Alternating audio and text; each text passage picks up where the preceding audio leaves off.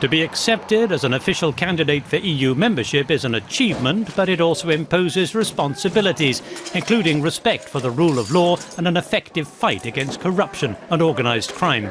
That's why Serbia was chosen for the first visit of the European Parliament's new Special Committee on Organised Crime.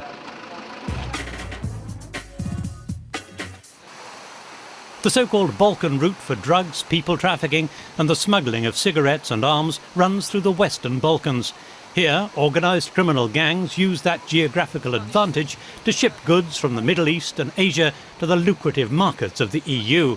It's big business, so big it's having a seriously negative effect on the economy of the region and of Europe as a whole. Organised crime groups developed in the Western Balkan countries. And those groups right now, they organize themselves inside the Balkan countries, but they operate in the Western Europe or the United States. One of the key countries of this Balkan crossroads is Serbia. The wars of the 1990s and their aftermath left fertile ground for corruption, hampering the fight against organised crime.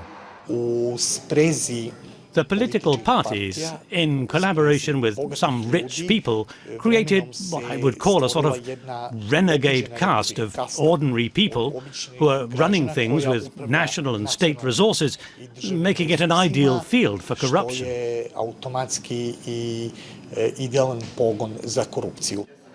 There is a popular view here that some Serbian politicians are directly linked with organised crime.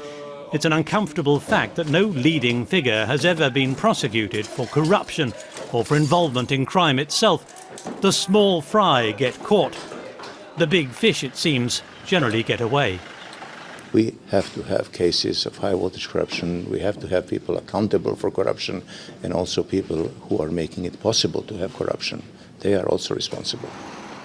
Serbia has made considerable progress in recent years towards meeting the legislative criteria demanded by the EU and bringing its laws into line. It's a fact recognised in its acceptance as a candidate for membership. Huge efforts have been made to improve our legislation in order to combat organised crime and corruption. But I would remind you that no real case has ever been brought against anyone.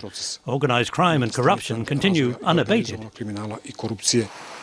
Just adopting laws and meeting the EU standards are not enough. Serbia must also demonstrate the political will to implement and apply those laws, strengthening the institutions of state. I think it would be much easier to implement all the legislation if there was unisonicity and there was political will to do so rapidly. It was Serbia's continuing problems with organised crime and corruption that worried the European Parliament's Special Committee on Crime.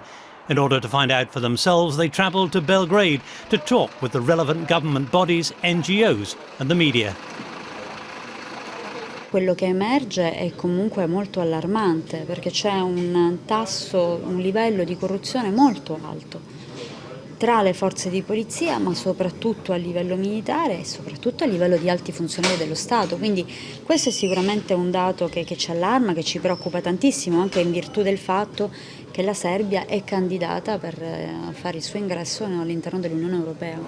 When the committee meets again this September, a report on the Serbian visit will be high on the agenda. The aim is not just to criticise, but to help Serbia overcome its difficulties and fulfil its obligations as soon as possible. But it won't be easy.